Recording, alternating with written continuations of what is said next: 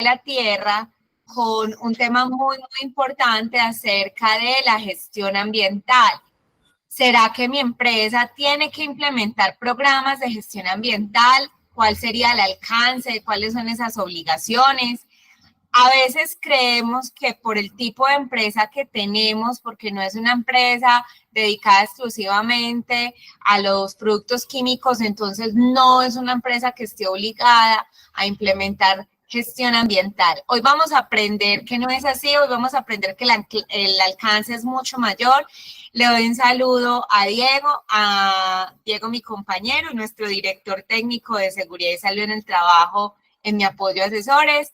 Natalia Raigosa es nuestra ingeniera ambiental, un saludo para ella y también saludamos, en este momento tenemos 10 participantes, Daniel Arango en la empresa Serrín, Edgar Sainz, Gina Martínez en Pinturas Prolac, Maribel Mesa, Sandra Milena en Bonanza, saludo a todo el equipo de Grupo Odontológico Smile, Cirley, Tatiana Ruiz Durango, Jessica Usma en Fundación Ramón Carolina. Un abrazo. Ay, Juliana Mercado con el equipo de LFG. Un saludo muy grande. Diego, Nati, ¿cómo están? Hola Nati, Laura, ¿cómo amanecieron? Hola, buenos días. Muy bien. Bueno, muy contentos de estar acá con ustedes, con todas las personas que nos acompañan, con ocasión del Día de la Tierra, a ver si hacemos algo pues como por la casita que tenemos, por la única que tenemos,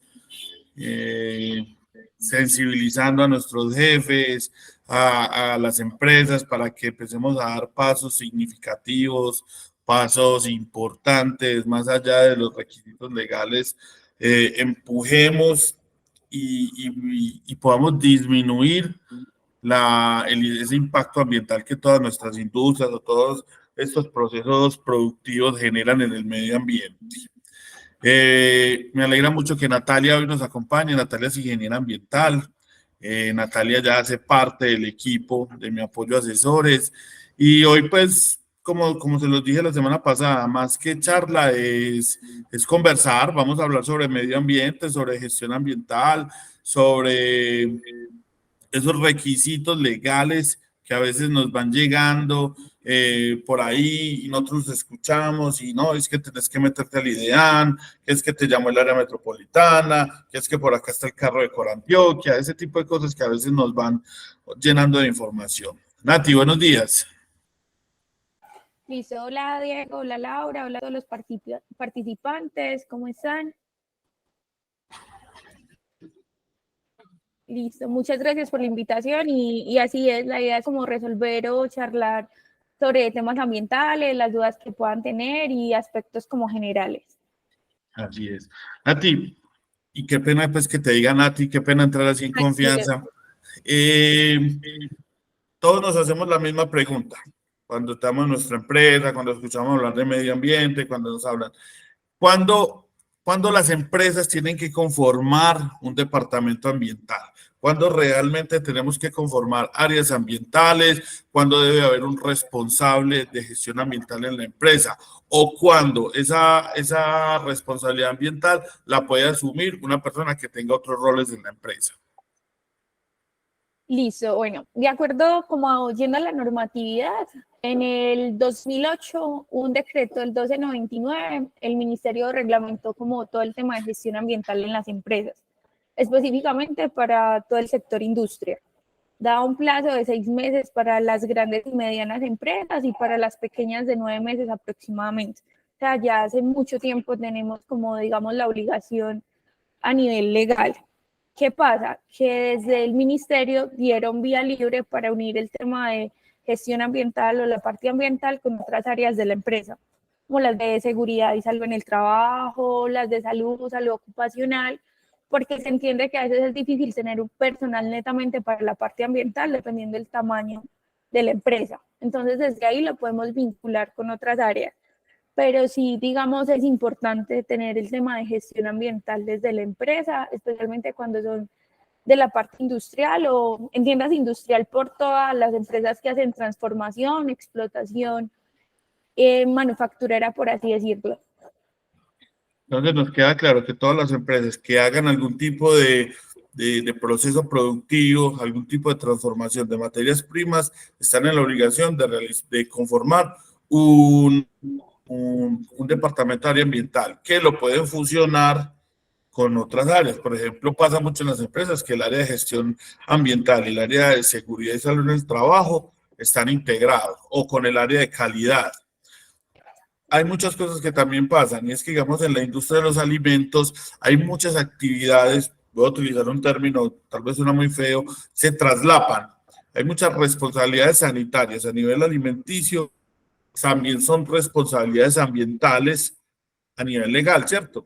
Entonces, muchas veces esos departamentos están fusionados, y de hecho, las personas que tienen formación en alimentos tienen un vasto conocimiento en el tema ambiental. Entonces, nos queda claro eso. ¿Nos repites, por favor, el decreto, Nati? El 12, ¿qué? Perdón. 1299 del 2008.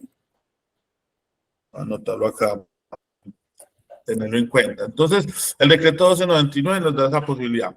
Hay otro tipo de empresas, como son, por ejemplo, las prestadoras de servicios. Entonces, por ejemplo, tenemos clínicas odontológicas, oficinas de asesorías, empresas que no generan procesos productivos, sino que venden servicios. Esas empresas, ¿hasta dónde va su alcance en la normatividad?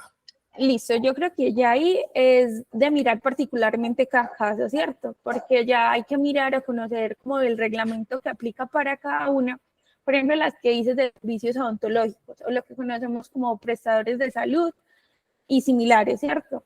Digamos que ellos tienen una responsabilidad ambiental específica por el tema de generación de residuos hospitalarios y similares. Entonces ellos tienen que tener departamento de gestión ambiental, lo que en este ámbito se llama GAGAS, que son un comité que se tiene que conformar, se reunir mensualmente, de llevar los indicadores de generación de residuos, tratamiento, disposición y todo ese tema. Digamos que si ya es, por ejemplo, una oficina asesora que no genera algún tipo de residuo, de subproducto, de contaminación, porque no sé, no tiene ningún tipo de emisiones fijas o calderas, ni de vertimientos, digamos que ellos no están como en esa obligación.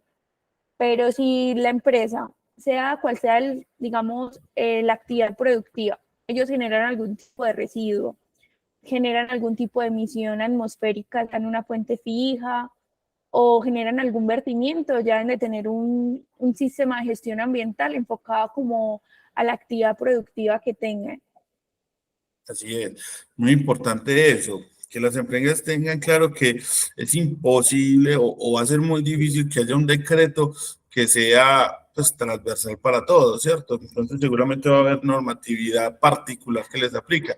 Por ejemplo, el tema de la construcción en la generación de residuos de escombros, ellos tienen que generar un mecanismo, un procedimiento donde hagan una disposición final apropiada de esos escombros. Y puede ser que no sean ni residuos especiales, ni residuos peligrosos o residuos comunes, pero sí requieren un tipo de gestión. Por ejemplo, Nati, en la producción pecuaria, tanto el tema de... Hola, Hola, ¿me sí, ves? Sí, sin sí. problema. Entonces, en la producción pecuaria, por ejemplo, tenemos porcícolas que generan volúmenes altos de porquinaza, tenemos producción ganadera, donde también hay algún tipo de impacto ambiental. Entonces, habría que mirar esos casos en particular. Sí, por ejemplo, en estos casos en particular, a ellos desde el ICA, ¿cierto? Como para estar autorizados para la producción pecuaria o de producción animal, por así decirlo, a ellos les piden algo que se llama el plan de manejo ambiental, que se derivan muchos otros planes, pero entonces sí, les piden entonces, por ejemplo, cómo hacer el manejo de la porquinaza o de los residuos líquidos, por así decirlo, qué tratamiento se les va a dar, dónde se va a disponer, si lo van a convertir en abono, se le tiene que hacer un muestreo permanente a ese abono para que no vaya a tener como trazas de contaminación. También necesitan, por ejemplo, el PRIO, que es el programa para el manejo de olores ofensivos. Digamos que todas las áreas, o dependiendo de la actividad productiva, la normatividad se centra. Hay, digamos, una reglamentación general, que es la 1076. Ese como que trata de reunir un poquito todo lo que había de normatividad en el país, pero ya dependiendo de la actividad productiva. Y lo que decía ahorita, como los impactos que podamos tener, si es generación de residuos, si es vertimientos, si es emisiones, ya hay una reglamentación, una normatividad específica. Nati, y te hago esta pregunta ya muy específica. Por ejemplo, el tema de los lavaderos de carros. Hace poquito tuvimos un requerimiento con una empresa en el municipio de La Estrella, donde ellos fueron por la autoridad ambiental y le hizo una serie de recomendaciones, otros requisitos. ¿Cómo es el tema acá en el sur del Valle de Aburrá? ¿Cómo es el tema de los lavaderos de carros? ¿Qué normas deben de cumplir? Listo. Entonces, digamos que para hablar específicamente de eso, tenemos que empezar con el tema de autoridad ambiental. ¿Qué pasa? Digamos que hay autoridades ambientales desde nivel nacional, que sería el ministerio, la ANLA, y se va haciendo a nivel regional, o lo que conocemos como corporaciones regionales o autónomas regionales, que sería, por ejemplo, en el caso de Antioquia, Corantioquia, Cornare, y ya para los distritos o las ciudades distritos o las áreas metropolitanas, está por ejemplo el área metropolitana acá del Valle de Aburrá. ¿Qué pasa? Digamos que en Caldas o en el caso de La Estrella, si era una zona rural, la autoridad competente es Corantioquia. Si es en la zona urbana, la autoridad competente es el área metropolitana. Digamos que en el caso de los lavaderos de carros, por la actividad productiva que ellos realizan al hacer el lavado, el cambio de aceites o algunas otras prácticas, ellos se tienen que enfocar en el tema de generación de residuos y de vertimientos. ¿Qué pasa con los vertimientos, por ejemplo, en la zona urbana? Que ellos lo que necesitan es, de alguna forma, caracterizar el vertimiento, o sea, el agua residual que están vertiendo al sistema de alcantarillado público para mirar, digamos, qué parámetros estoy incumpliendo, qué contaminantes están altos, y así evaluar si la red de alcantarillado pública la puede subsanar. O sea, si con la red de alcantarillado se puede tratar, o si yo como empresa, o sea, mi lavadero de carros que está generando una contaminación muy alta, no sé, algunos lubricantes, aceites, tengo que tener un pretratamiento antes de disponer al alcantarillado. Entonces ahí lo que habría que hacer es una caracterización de vertimientos inicial, para yo conocer cómo están saliendo mis vertimientos y mirar si tengo que hacerle un pretratamiento, si lo puedo disponer al alcantarillado. Eso fue básicamente lo que le pasó y se los cuento pues para las personas que de pronto conocen o tienen contacto con temas de lavaderos.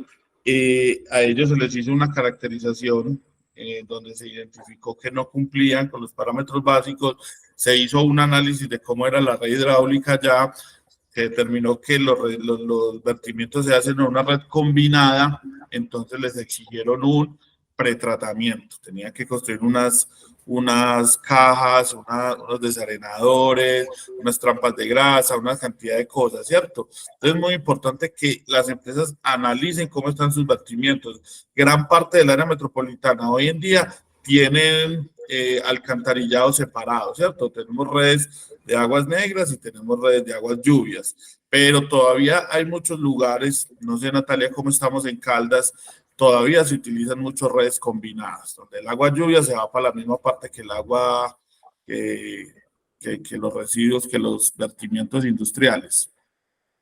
Así es, sí, lastimosamente hay muchas partes que todavía está combinada, incluso hay partes donde la descarga puntual son en cuerpos de agua, digamos en ríos, quebradas, y claramente ahí el procedimiento es diferente. Digamos que cuando el vertimiento se hace directamente a una fuente hídrica, o sea que superficial o subterránea, o incluso si es al suelo, ya hay que tramitar todo el tema de permisos de vertimientos con la autoridad ambiental. Cuando lo hacemos... Perdón, Nati, te interrumpo en esa parte. Sí. Quiere decir que si yo hago mis vertimientos a un pozo séptico, debo de solicitar permiso. Sí, entonces digamos, sí, por ejemplo en estos casos, aparte de hacer la caracterización, tienes que empezar todo el trámite del permiso de vertimientos con la autoridad ambiental, que claramente es más como más detallado, un poquito más difícil. Cuando lo hacemos a la red de alcantarillado, dependiendo obviamente de los contaminantes y la carga contaminante que estemos descargando, se podría hacer. Pero, por ejemplo, si mi actividad productiva genera demasiadas trazas de combustible o algunos metales pesados, por ejemplo, EPM, que es como el gestor de alcantarillado acá de Caldas, no permitiría la descarga y ya me podría ver envuelta en temas de multas, de cierres preventivos de la empresa y ya tendría que buscar otro tipo de soluciones. Laura, ¿nos querías decir algo? Sí, entonces, a grosso modo estamos viendo hasta ahora que a todos nos toca el tema de gestión ambiental, no en la misma medida, de pronto no en la misma obligatoriedad, pero estamos viendo que si yo contamino el aire, que si yo contamino el agua, que si yo contamino el suelo, yo debo de comenzar a preguntarme cuál es el impacto ambiental de mi empresa, sea poco o mucho, o incluso Nati, no se me corrige, puede que yo sea una empresa de servicios, pero yo hago uso de proveedores que contaminan también el medio ambiente y que eso deba de tenerlo yo en cuenta para esa misma, no sé, selección. Ahorita nos decías, por ejemplo, acerca de cómo contaminamos pues en el tema de vertimientos, cómo contaminamos el agua y demás. Nosotros asesoramos muchas empresas del sector industrial de metalmecánica, donde tenemos un manejo constante de solventes, de gasolina. Entonces hay una generación de residuos como estopas, como viruta metálica que empiezan a generar estos temas de contaminación. Y cuando les preguntamos cómo se hace, en algunos casos, cómo hacen esa recuperación, cómo entregan eso, nos dicen, no, viene el señor de la chatarra y se lo lleva.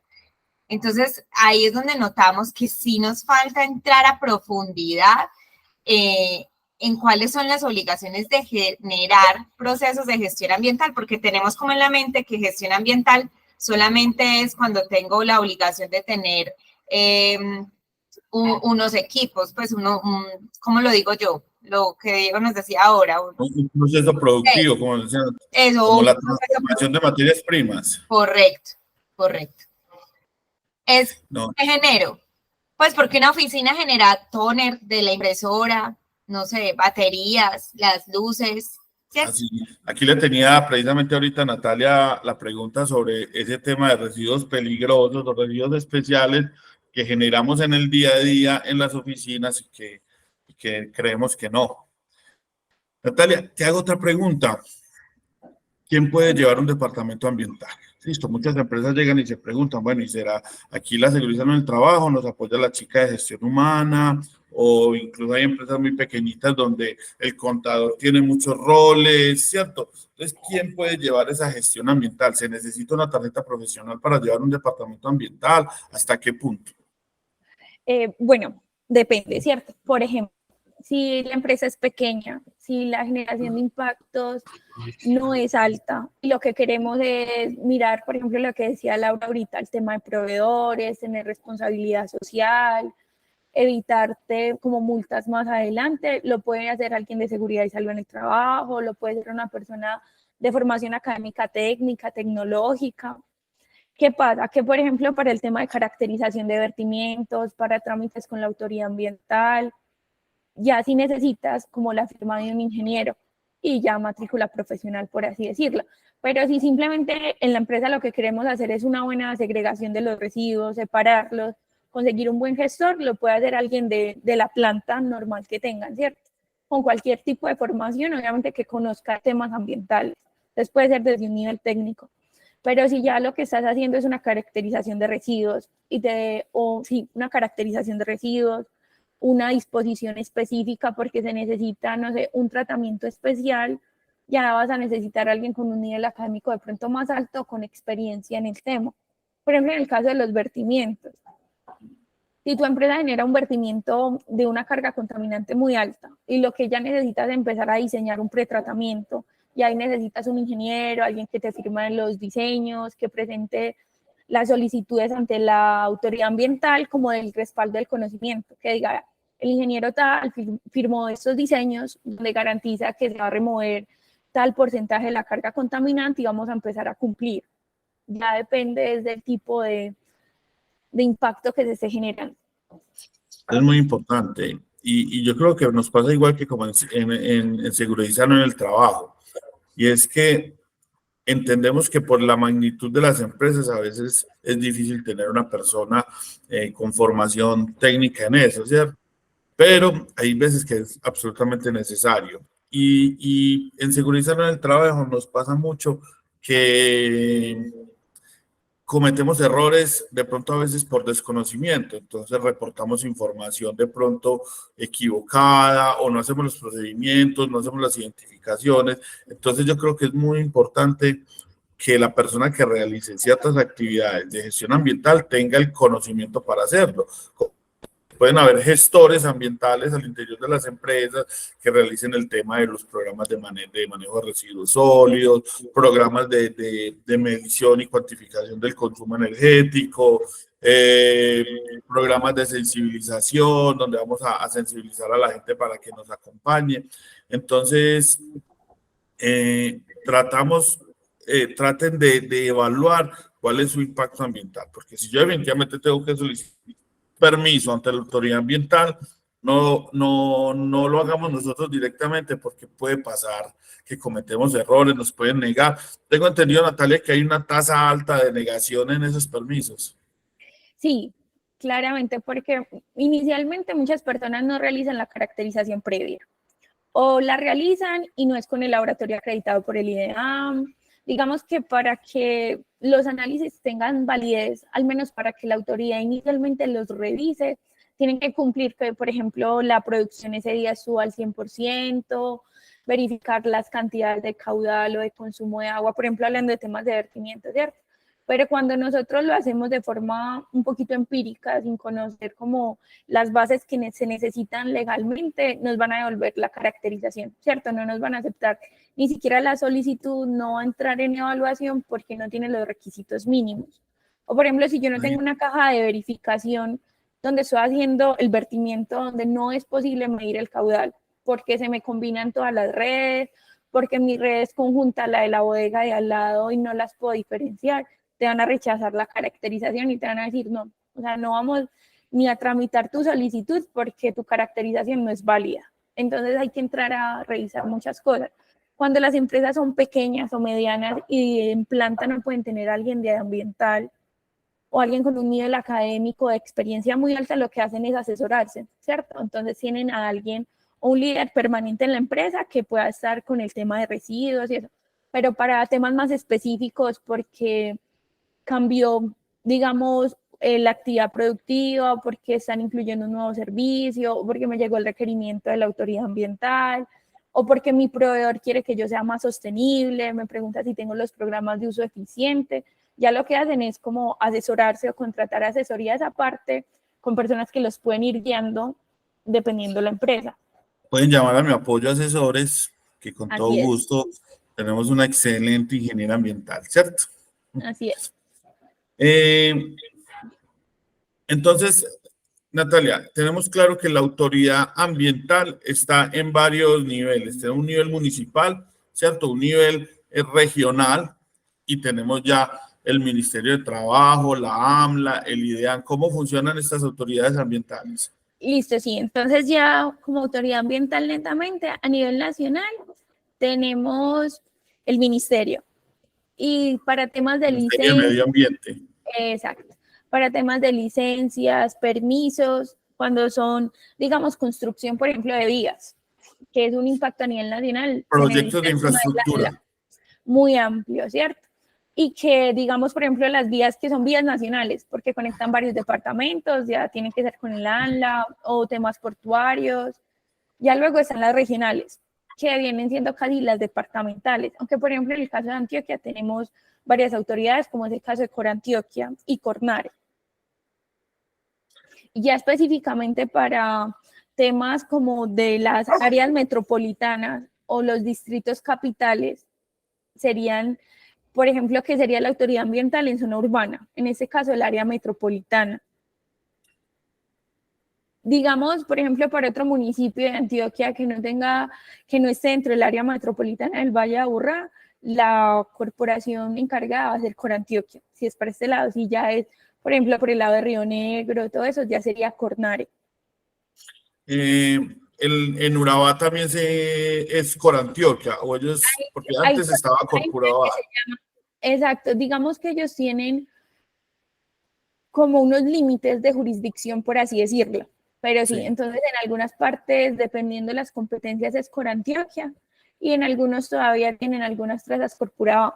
¿Qué pasa con los distritos capitales o las ciudades o municipios de categoría especial, como en el caso de Apartado, por ejemplo? Ellos tienen autoridad ambiental en el municipio. Entonces, pueden tener algunos como delegados, por así decirlos, porque no, digamos que un municipio de categoría cuarta, quinta, ellos no tienen unidad ambiental en el municipio. Pero, por ejemplo, Caldas es categoría 3, y aunque tiene unidad ambiental en el municipio, ellos no tienen como, digamos, las facultades de autoridad como tal, porque viene siendo ya facultad o competencia del área metropolitana y de Corantioquia. O sea, Natalia, a ver, yo tengo un proceso productivo que está generando un impacto ambiental que puede llegar a ser, digamos, grave. Entonces, puede llegar un agente o un inspector del municipio y pararme del proceso. ¿O sería de la Secretaría de Gobierno, sería la policía? ¿Cómo sería? Listo. Dando por sentado que el impacto es grave, ¿cierto? Digamos que entendemos grave porque puede ser a nivel ambiental y también a nivel de la salud de las personas. Por ejemplo, si tú estás descargando hidrocarburos o alguna sustancia muy contaminante o tóxica a un cuerpo de agua, también ya propende el tema de la salud de las personas aguas abajo de la descarga. Entonces, sí, ahí puede estar un inspector de policía a nivel municipal, incluso puede ser la policía, puede ser el área o la Secretaría de Salud como autoridad sanitaria, puede ser la autoridad ambiental. O sea, hay muchos actores que pueden entrar a jugar ahí porque ya es un riesgo latente para la comunidad y para el medio ambiente. Y sí, si el impacto es tan grande, o sea, y se evidencia y se puede constatar que se está haciendo esa descarga puntual o que se está disponiendo mal unos residuos peligrosos, sí, puede dar cierre inmediato a la actividad productiva, puede dar lugar a multas, a procesos sancionatorios que ya son todo un tema legal de demandas. Por ejemplo, nos pasó con una empresa que acompañábamos que un vecino tomó unas fotos y ellos remitieron la queja directamente al área metropolitana, tuvieron una visita y se volvió un tema complejo. Entonces, es muy importante eso también tenerlo en cuenta. Claro, así es. Digamos que para la autoridad ambiental como para las autoridades en general, tanto la sanitaria ambiental, es muy importante cuando es voluntario la declaración del impacto. O sea, si yo desde mi actividad productiva soy consciente de que estoy generando algún impacto, sea por algún residuo, una emisión, un vertimiento, y yo quiero empezar a trabajar en eso, entonces yo estoy haciendo la caracterización. Puede que de pronto no esté cumpliendo en algunos parámetros, pero yo ya estoy trabajando en pro de cumplir. Entonces estoy empezando a mirar los pretratamientos, estoy empezando con mis temas de sistemas de gestión ambiental, o sea, que en el momento en que me llegue el requerimiento, porque llega la autoridad ambiental o sanitaria, sea por una queja, sea porque por protocolo estaban ahí, yo les puedo mostrar que yo ya estoy trabajando en pro de esos impactos. Seguramente me van a dar plazo de cumplimiento. Van a decir, vea, estos son sus requerimientos, pero usted ya está trabajando, tiene tanto tiempo para cumplir, dependiendo pues la gravedad del mismo. Pero si llega la autoridad ambiental y a pesar de que yo soy consciente de que estoy generando el impacto, yo no tengo ni sistemas de gestión ambiental, yo no tengo gestores autorizados, yo nunca he hecho una caracterización de vertimiento, o sea, si de alguna forma yo lo estoy haciendo de forma negligente. No hay actitud que llamamos. No le van a dar mayor plazo, le van a cerrar la actividad productiva o le van a poner multas. Entonces, por eso es muy importante que desde la iniciativa de las empresas, tanto por responsabilidad social y responsabilidad ambiental, se empiece a hacer eso de forma voluntaria, antes del requerimiento. Entonces, Natalia, como pasa en seguridad en el trabajo, ¿cierto? Nosotros de pronto a veces estamos cometiendo la normatividad ambiental. La normatividad en materia de seguridad en el trabajo, la normatividad laboral es demasiado amplia. Entonces, a veces hay aspectos que se quedan por fuera del cumplimiento.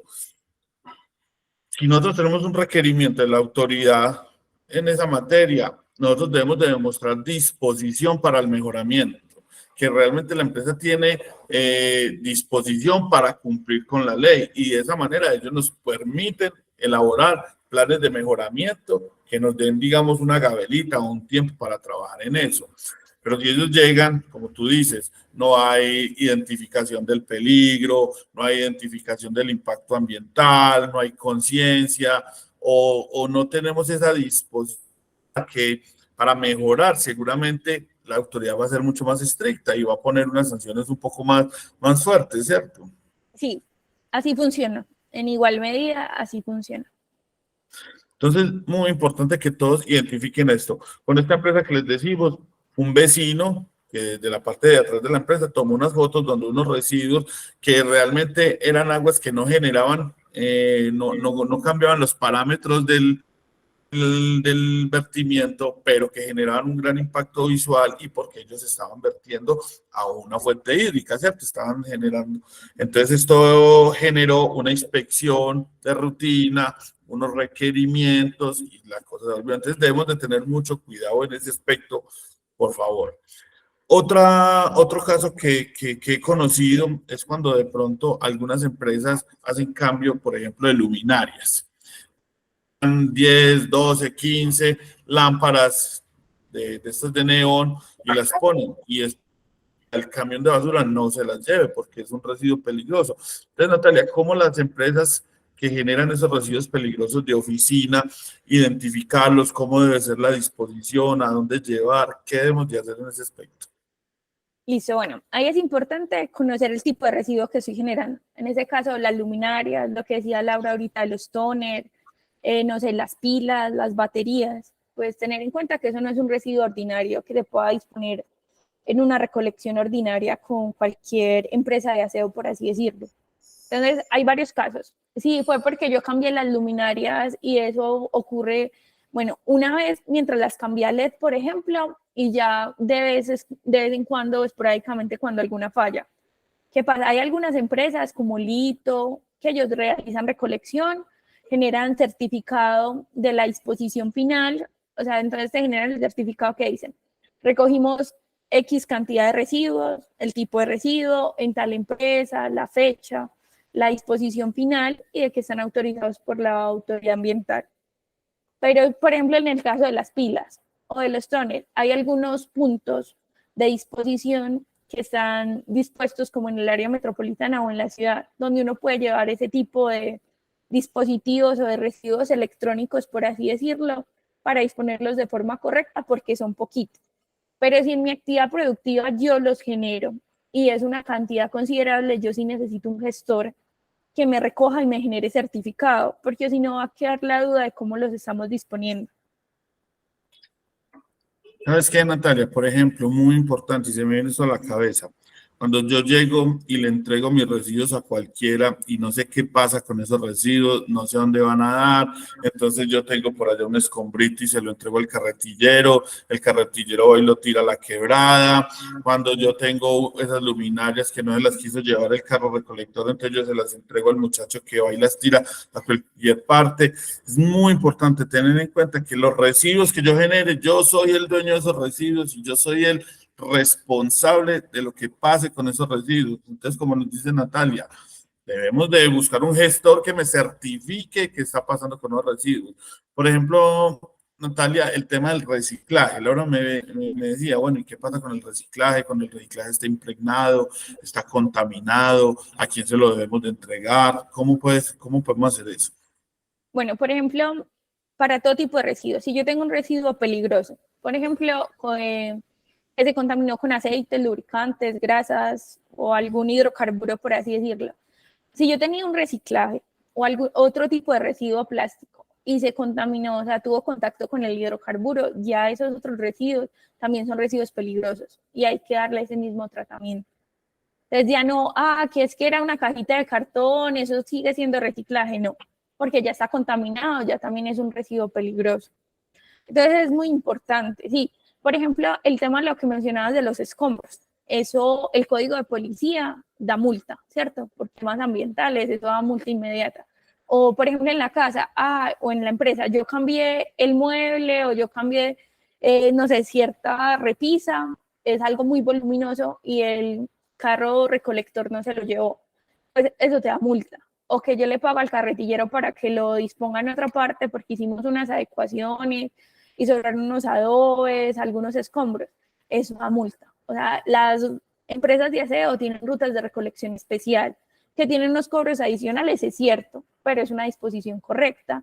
Así yo le pago al carretillero un precio más económico, pues un valor muy por debajo, pero ellos van y lo dejan en una fuente hídrica, en cualquier esquina. Claro, la policía, incluso acá en Caldas, se han hecho operativos de eso, donde el carretillero lo sigue, ¿cierto? Entonces ven que dispone mal. Ese tipo de personas no tienen con qué pagar un comparendo. Y digamos que no les importa el tema de las multas. Entonces ellos qué dicen, no, pero es que a mí me pagaron los de la empresa X. Lo tiran al agua de una. Claro, la autoridad ambiental y el inspector van a la empresa X, imponen la multa y la sanción por una mala disposición. Entonces, sí, es verdad, el carretillero, lo decimos con toda claridad, con cariño, el carretillero no va a asumir responsabilidades más allá del regaño que le pagan el policía. El policía no se va a desgastar haciéndole un comparendo a un carretillero. Lo que va a hacer es que le va a decir, venga, muéstrame quién le entregó usted esos residuos y van hasta su empresa o hasta su casa. Y lo que decía, muy importante, o sea, haciendo claridad de que el que genera el residuo es el responsable directo hasta su disposición final.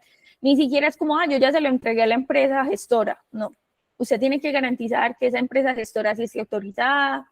Por eso es importante cuando ya tenemos contratos con ese tipo de gestores, hacerles auditorías externas. Entonces se les pide la certificación, se les pide los permisos a la autoridad ambiental, que te den evidencias de que sí estén disponiendo como lo dice la empresa, porque muchas veces no se dan cuenta y algunas de esas empresas pierden los certificados o las autorizaciones, porque ellos los tienen que estar renovando constantemente. Entonces también, digamos que no es excusa como, no, yo se lo entregué, yo creí que ellos tenían permiso. No, o sea, nosotros tenemos la responsabilidad de asegurarnos de que el gestor esté autorizado y que esté disponiendo mis residuos correctamente.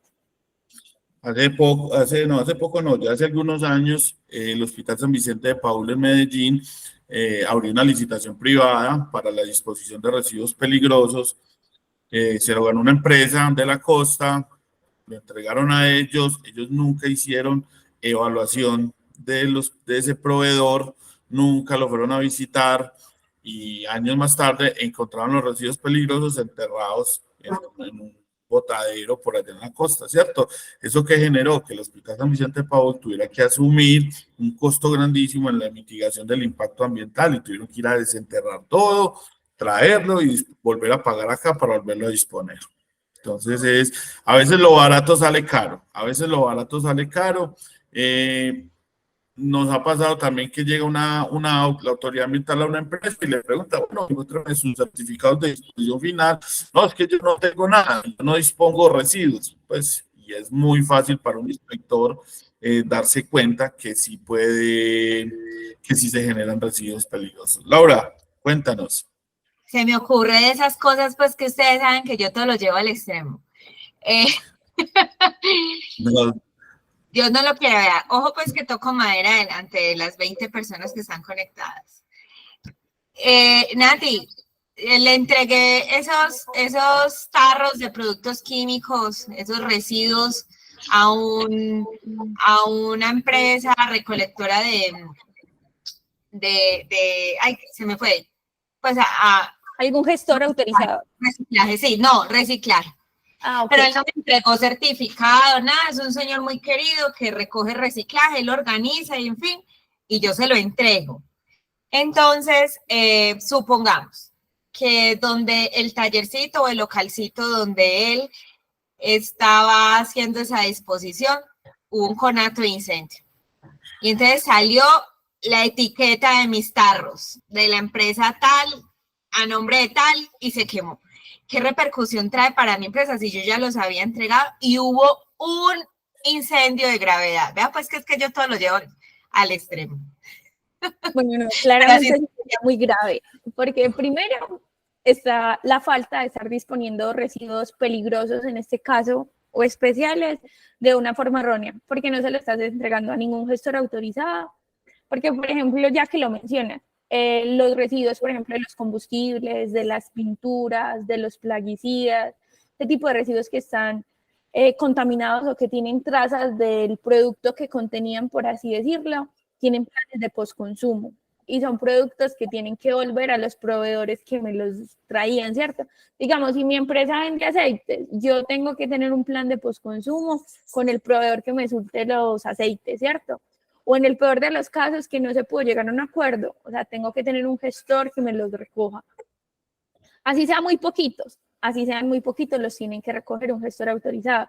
No se los podemos dar a los recuperadores de oficio en el caso de los recicladores, porque ellos los van a ir a vender como plástico o productos de pasta como si fueran recuperables y no es, ¿cierto?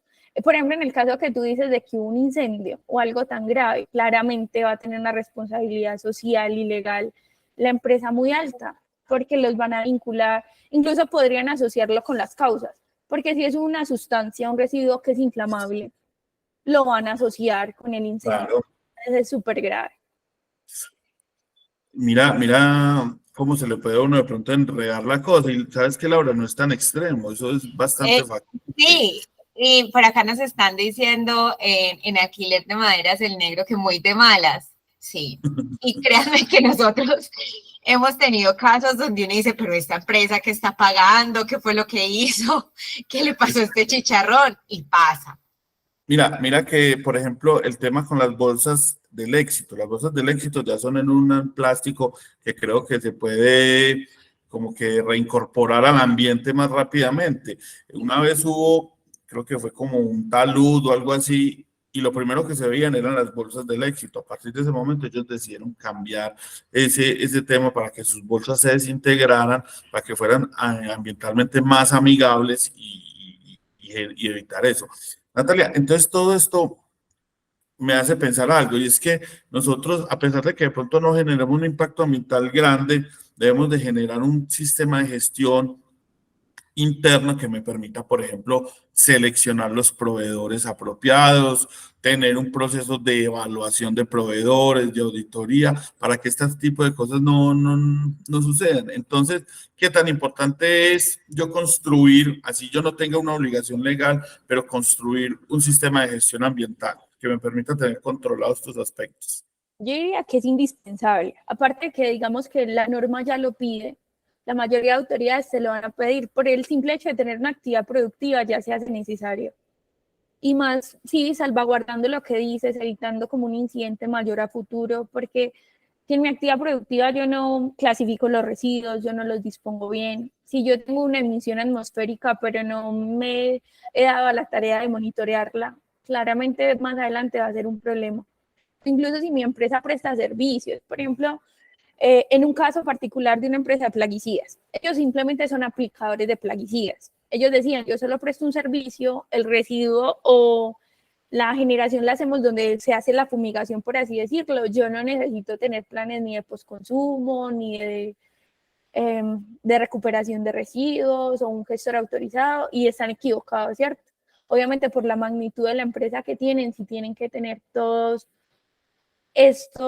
digamos, todas esas cosas asociadas, porque aunque yo hoy aplico el plaguicida a otras instalaciones, tú eres el responsable porque lo estás aplicando, entonces tienes un montón de responsabilidad social también asociada. Las empresas de prestación de servicio tienen mucha responsabilidad asociada, aunque no sean sus propias instalaciones, porque pueden generar el impacto en otros lugares, pero lo hacen a nombre de la empresa. Digamos, si en mi actividad productiva yo estoy prestando un servicio, en ese caso de fumigación, no es en mi empresa donde la autoridad ambiental me va a venir a evaluar, es porque yo presté un servicio en otra empresa y generé un impacto. Y ahí hay una responsabilidad social, incluso tiene más alcance porque ya son servicios que se prestan en otros lugares. Por ejemplo, en el caso volviendo al tema de residuos, el tema de residuos hospitalarios y similares es un poquito delicado por el tema de los rotulados. Entonces es lo mismo, si de pronto la empresa no me está recogiendo de forma pertinente y no lo está disponiendo de forma pertinente y mis residuos rotulados aparecen en un lugar equivocado, la autoridad ambiental, o sea, va a hacer toda la línea, va a hacer todo el trazo y va a llegar a mí. y obviamente va a recaer en mí la responsabilidad. Entonces, sí, el sistema de gestión podría evitarnos todo ese tipo de inconvenientes más adelante, y también desde la responsabilidad social, entendiendo en qué momento está el mundo, los temas de cambio climático, todos los impactos. Uno quisiera, ¿cierto?, desde la responsabilidad social de las empresas, que aparte de que me estoy lucrando y estoy teniendo mis empleados y todo, como no generar impactos adicionales o cargas adicionales en la tierra, por así decirlo. Así es. Laura, ¿nos ibas a decir algo? Sí, y no solamente porque algunos podrán pensar, ah, bueno, entonces no voy a rotular mis productos o los que envaso para no meterme en problemas. Y entonces ahí recordamos la normatividad que nos dice que todo lo que yo comercializo, que yo reenvase, tiner, gasolina y demás, que lo vemos mucho todavía, que lo venden los depósitos y demás, tiene que estar rotulado con la SGA. Y debe decir quién lo está comercializando, porque ahí también hay unas multas. Así es. Pues no pensemos que de pronto podemos hacer, digamos, como omisión de las responsabilidades. Finalmente, como dice Natalia, se hace toda la trazabilidad y llegan hasta nosotros, y lo barato sale caro. Lo barato sale caro. Hagamos una disposición apropiada de nuestros residuos. Natalia, quería hacerte una pregunta puntual. Tenemos algunas empresas que acompañamos que tienen calderas.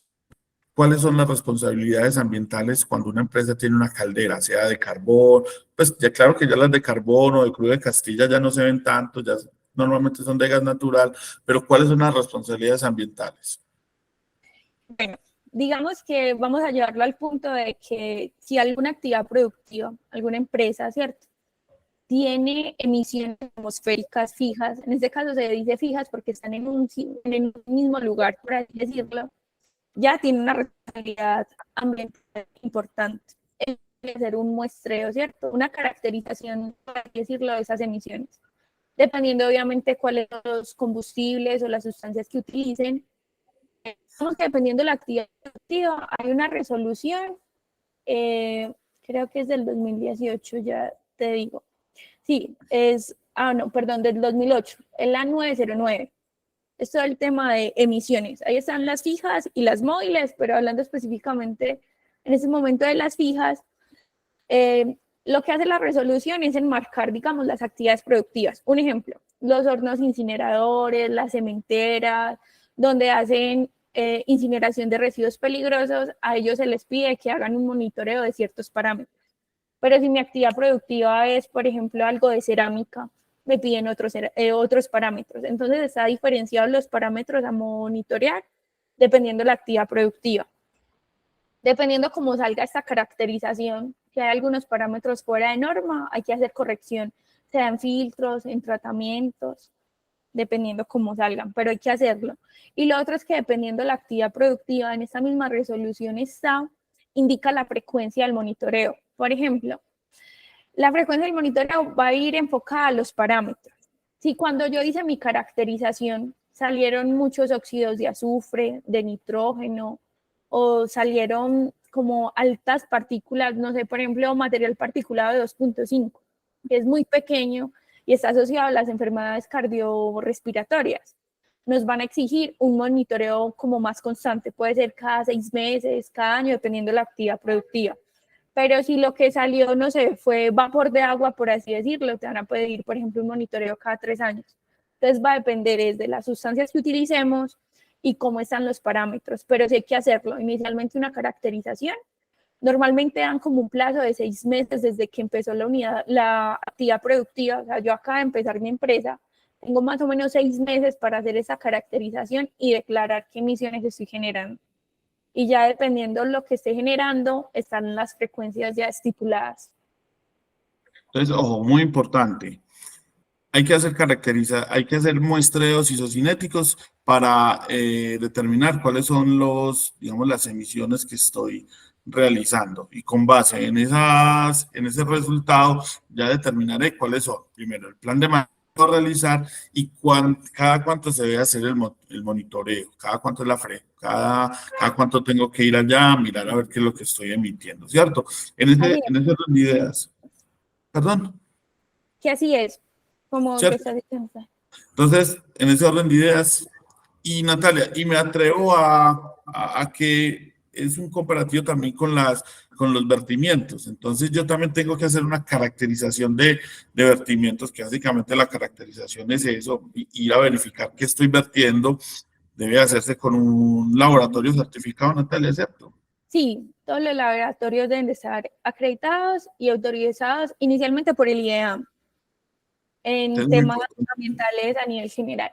Para el caso, por ejemplo, de aguas, ya se entra a mirar si necesito es también del IDEAM, en algunos casos entra a jugar la UNAC como organismo nacional de acreditación, pero sí, nos podemos regir por autorizados o que sean avalados, digamos, para hacer ese tipo de mediciones, tanto a nivel de calidad del aire como de vertimientos o en temas de aguas residuales con el IDEAM. Entonces, empresas, muy importante, que siempre que vayan a hacer un monitoreo de residuos, de vertimiento de aguas residuales, cuando vayan a hacer un muestreo atmosféricas, verifiquen que el proveedor sí esté acreditado por la autoridad. No vayamos porque si nos hacen un muestreo que puede ser que sea muy bien hecho, que esté muy acorde, pero no está acreditado, no nos sirve de nada, no nos Así va a es. funcionar. Mira un ejemplo clave, mucho, lo que suele pasar en algunas empresas de alimentos. Cuando las empresas funcionan con alimentos, ¿cierto? A ellos les exigen desde la autoridad sanitaria, casi siempre el INVIMA o incluso algunas empresas que les compran los productos, les piden muestreo del agua potable, ¿cierto? O sea, el agua que utiliza la empresa para la producción de los alimentos y el lavado y la limpieza de la maquinaria, por así decirlo. Les piden como un monitoreo o toma de muestras para que el agua sea potable. Digamos que para temas de agua potable hay muchísimos más laboratorios autorizados, pero no todos están acreditados. Entonces, si, digamos, yo lo hago con un laboratorio autorizado, digamos autorizado es porque cumple con las guías para hacer las mediciones, pero no está en el IDEAM, no está en la UNAC, seguramente el INVIMA te va a decir que esas muestras no son válidas. O si llega la autoridad sanitaria a hacerte, no sé, como una muestra del producto, a tomar una contramuestra del agua, va a ganar. O digamos que en los resultados se le va a dar preferencia a un laboratorio que esté acreditado, a un laboratorio que no lo esté. Entonces sí es de Muy mirar, porque a veces en precios, si hay laboratorios o lugares más económicos, pero que no están autorizados para este tipo de mediciones. Volvemos a lo mismo, lo barato sale caro, ¿cierto? Samuel en Maderas el Negro nos hace un aporte muy importante, yo lo quiero leer. Nosotros creemos que de acuerdo a esta capacitación, la mayoría de las empresas, así no tengan la responsabilidad de hacer la medición ambiental, tienen la responsabilidad social, que es el ejemplo más claro de que todas las empresas, así no sea de producción, tienen un uso de reciclaje, por ejemplo, cosas de oficina, etcétera. Sí, yo creo, Samuel, que captaste el objetivo de esta reunión, captaste lo que hemos querido nosotros transmitirles, y es que no solamente nos debemos de regir por las normas, que realmente es fundamental, sino también ir un poquito más allá, y es el tema social, de la responsabilidad social, del carretillero que hoy tira los escombros a la quebrada, que es una quebrada que más tarde se va a represar o va a generar unos damnificados en época de invierno, ¿cierto? Entonces eso es muy importante, Natalia, como que vayamos un poco más allá de lo que son los requisitos legales. Sí, incluso digamos que es un valor agregado para las empresas, más allá de el pensamiento personal de que yo no quiero impactar. Cuando digamos una empresa tiene su sistema de gestión ambiental, tiene sus programas de uso eficiente y ahorro del agua, tiene los programas de gestión adecuada de residuos, son empresas que le pueden prestar eso o digamos que pueden dar eso como un galardón o tenerlo como un valor agregado en sus servicios. Digamos, por ejemplo, el éxito. Cuando le va a comprar algunas marcas, ellos siempre piden o ya están pidiendo que tu empresa sea sostenible, que tenga los programas de uso eficiente del agua, que estés generando una buena disposición. O sea, ya el éxito de algunas grandes marcas para comprar otras cosas pide eso, les pide esa responsabilidad social y ambiental a las empresas. Conozco varias empresas que antes no tenían el POA ni ninguno de estos programas, pero por solicitud del éxito de otras empresas de como de alto monto, por así decirlo, se lo solicitó y desde eso lo tuvieron que trabajar. porque digamos que ya a nivel mundial ya se está manejando más la corriente sostenible, amigable con el medio ambiente. Entonces, es lo mismo, como muchas personas no consumen o no utilizan artículos que han sido probados en animales por el tema de bienestar animal, y hay muchas personas que piden o los productos o cosas que utilizan las piden que sean de responsabilidad social y que no generen gran contaminación. Exactamente. Con eso que acabas de decir, es muy importante que todos piensen que este tema de gestión ambiental, aparte que es un tema legal, que es un tema de responsabilidad social, se puede convertir en una herramienta comercial. Entonces, yo les decía la semana pasada cuando hablábamos del reciclaje, yo personalmente soy de los que le compro a las marcas que sean ambientalmente más responsables. Pues es mi convicción y trato de que mi familia sea así. Eso se va volviendo una herramienta comercial, Nati, ¿no? Así es, mira lo que ha pasado con los plásticos de un solo uso. Primero eran permitidos, eso se fue reglamentando, los fueron quitando. Ya mira las bolsas que regalaban en los supermercados, las cobran, ¿cierto? Sí. Ya también las políticas y la forma en cómo va el mundo nos va llevando a ser más responsables. Entonces, a medida que en mi empresa o en mi actividad productiva lo podamos empezar a hacer desde este momento, es mejor, porque va a llegar un momento donde la legislación te va a obligar. Entonces, si ya estás avanzado, si ya has trabajado en el tema, no te va a dar tanta dificultad adaptarte. Y lo que decimos, o sea, es un valor agregado para muchas personas que ya quieren consumir o tener sus servicios, o digamos, si yo voy a comprar algo en un taller, o si voy a llevar mi carro a un taller o a hacerle un mantenimiento, que el lavadero de carros yo sepa que es un lugar que es responsable con el medio ambiente, que no está generando el vertimiento en la quebrada de la parte de atrás. O sea, ya las personas están mirando ese tipo de detalles. Entonces es un valor agregado para la empresa. Natalia, ahorita mencionaste pues diste una expresión muy, pues la tenía aquí como para que rematáramos con eso. Tenemos mucha tela para cortar, pero te referiste a los planes post-consumo. Cuando creo que mi único impacto ambiental es en el proceso productivo, en la transformación de la materia prima. Pero ¿qué pasa con esa bolsa que yo hago, con ese tarro plástico que yo construyo? ¿Qué debemos de tener en cuenta en estos planes post-consumo?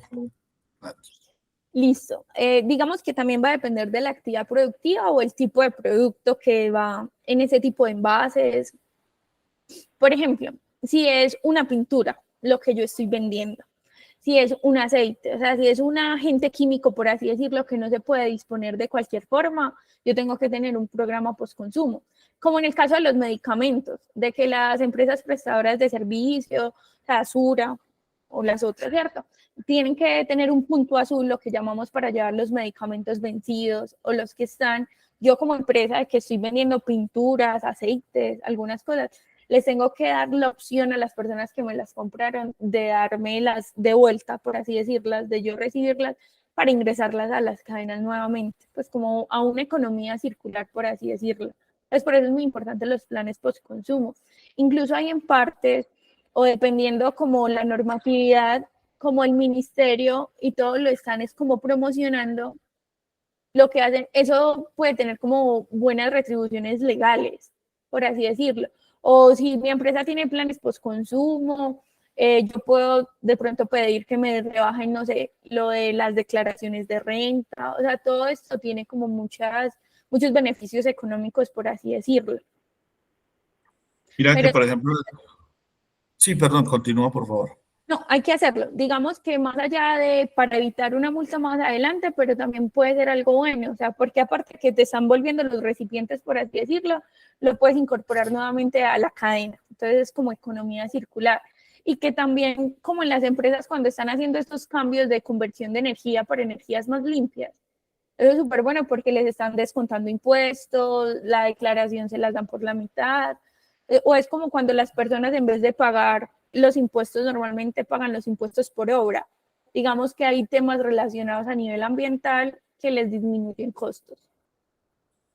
Por ejemplo, hemos también conocido casos en los que empresas que son proveedoras de sustancias químicas reciben las canecas nuevamente, básicamente como si un envase retornable, pues hagamos esa comparación, y lo que se ha visto es que entonces, primero, se elimina la generación de ese residuo, una caneca contaminada, había que disponerla. Y segundo, pues disminuye los costos, porque entonces ese proveedor del stand ya no le está cargando el precio de la caneca al cliente. Entonces ahí tiene beneficios económicos, ¿cierto? Estos planes post-consumo son ganadores totalmente. Beneficios ambientales, beneficios legales, beneficios económicos, beneficios comerciales, a nivel de imagen, definitivamente son ganadores. ¿No crees, Natalia? Sí, claramente. Y lo que decíamos, ya es un valor agregado cuando las empresas los están como prestando. Digamos, no es lo mismo yo comprarle el aceite o las pinturas a una empresa donde yo sé que después no me voy, digamos, a encartar con ese residuo, no sé qué hacerlo, a comprarlo en un lugar que yo sé que después de usarlo puedo volver el recipiente. O sea, como mínimo yo ya voy a preferir comprarlo allá porque me estoy evitando la disposición final del recipiente. Hace años, digamos que las luminarias eran por decirlo así, un pequeño encargo. Aquí en Colombia no había, no estoy hablando hace por ahí unos 15 años, no había de disposición de estas luminarias, porque primero eran las de tecnología viejita, que algunas tenían mercurio y todo, entonces había que llevarlas a unas celdas de seguridad, que en ese entonces, yo creo que Natalia estaba estudiando en ese momento, eran por allá en Manizales, y entonces eso se volvió un sobrecosto, ellos cobraban todo lo que quisieran, y llegó una empresa que vendía luminarias y dijo, bueno, si usted me compra las luminarias a mí, yo le y eso fue, pues yo creo que el 80% de la empresa se fue a comprarle a esta empresa. Entonces, ya pues lo hacen casi todas, pero sí es muy importante esos planes post-consumo hacen que todos nos enfoquemos en eso. Ahora, mucha tela por cortar, ¿cierto? Demasiados temas. Tengo aquí Sí. como 20 preguntas, pero se nos acabó el tiempo. Y más que si nos dan cuerda a nosotros para hablar, los que nos conocen saben que aquí nos quedamos. Nos falta el tinto nomás. No, La sí. invitación, muy grande. Todos los que estamos aquí, ¿qué estoy consumiendo? Por favor, ¿cuál va a ser el impacto futuro de eso que yo consumo? Ese globito que le compro al niño porque se antojó, ese plástico, ¿cuántos años va a durar? ¿Cuánto tiempo va a jugar él con ese plástico y cuántos años va a durar en nuestro planeta? Estos procesos productivos que realizamos, ¿cuánto va a perdurar ese residuo en nuestro planeta? Hay que cuidar la casa, como decía Diego. Ahí tenemos que ser más conscientes de eso. Nosotros a veces escuchamos que nos dicen, no, ¿y yo por qué tengo que implementar todo eso? No lo implementa esa empresa que bota humo negro, no sé qué. No nos comparemos con los demás. Quién sabe si esa empresa ya está en un proceso, en qué proceso andará, qué permisos tiene. No sabemos. Enfoquémonos en cómo desde la industria y desde lo individual nosotros vamos a aportarle al planeta. Eso es una responsabilidad que tenemos. Así es, la responsabilidad social definitivamente es clave en esto, en temas ambientales, en temas de seguridad y salud en el trabajo, en temas de calidad, en temas de seguridad alimentaria. Si somos responsables socialmente, si somos empáticos, vamos a hacer una mejor sociedad. Qué pena pues ahí ponerme un poco profundo, pero busquemos como ese mejoramiento como sociedad. Primero que todo, cuidando la casita. No tenemos para dónde irnos. Todavía no hemos inventado naves espaciales que nos lleven a otras partes. No tenemos a dónde mudarnos. Tenemos ahí unas cifras muy grandes que ya estamos como en una vía de no retorno. Yo pienso que todavía estamos en tiempos de mejoramiento. Somos demasiadas personas. Busquemos ese mejoramiento. Siempre se los digo a las empresas, se los dije la semana pasada. Ya no es el planeta que le dejamos a los hijos, es el planeta que estamos viviendo. Natalia, no, ¿prometemos volver o qué? Sí, claro, lo podemos organizar para seguir con los temas que no se pudieron abordar. También las empresas que quieran y que de esta charla les salga del corazón y digan, venga, yo quiero que mi apoyo nos cotice una reunioncita con Natalia para que ella nos haga un diagnóstico. Yo quiero saber cómo está mi empresa exactamente y en qué debo de aplicar, si debo aplicar gestión ambiental o no.